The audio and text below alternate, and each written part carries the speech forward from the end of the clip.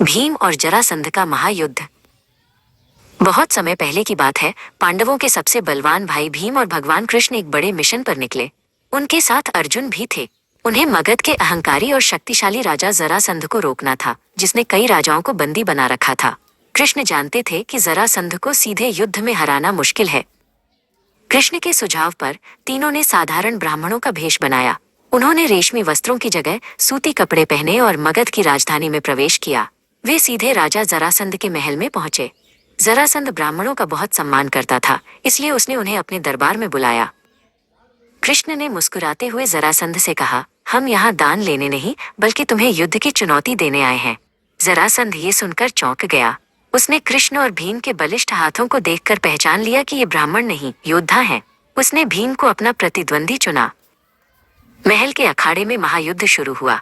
न कोई हथियार था, न कोई ढाल, बस दो महाबली योद्धाओं की शक्ति थी। भीम ने जरासंध को कसकर पकड़ा और उसे जमीन पर पटकने की कोशिश की, लेकिन जरासंध भी कम नहीं था। उसने भीम की पकड़ से छूटकर उन पर हमला किया। यह युद्ध 1 या 2 दिन नहीं बल्कि पूरे 14 दिनों तक चलता रहा। दिन भर वे लड़ते और रात को आराम करते।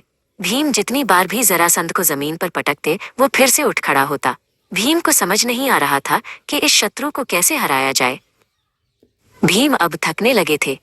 उन्होंने सहायता के लिए कृष्ण की ओर देखा। कृष्ण को पता था कि जरासंध का जन्म 2 अलग-अलग हिस्सों में हुआ था, जिसे जरा नाम की राक्षसी ने जोड़ा था। उसे मारने का केवल एक ही तरीका था, उसे 2 हिस्सों में बांटकर अलग-अलग दिशाओं में फेंकना।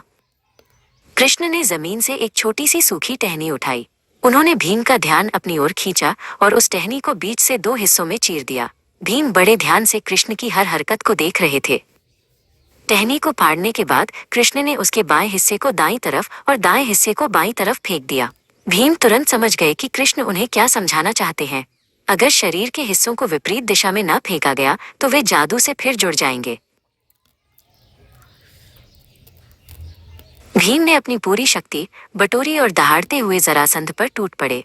उन्होंने जरासंध को उठाकर अपने सिर के ऊपर घुमाया और उसे बीच से 2 टुकड़ों में फाड़ दिया। इस बार भीम ने सावधानी बरती और टुकड़ों को विपरीत दिशाओं में फेंक दिया। जरासंध के शरीर के अंग फिर कभी नहीं जुड़ पाए और उसका अंत हो गया। मगध के लोग उसके आतंक से मुक्त हो गए। कृष्ण ने भीम की पीठ थपथपाई। भीम की वीरता और कृष्ण की चतुराई ने एक असंभव लगने वाली जीत हासिल कर ली थी। जरासंध के शरीर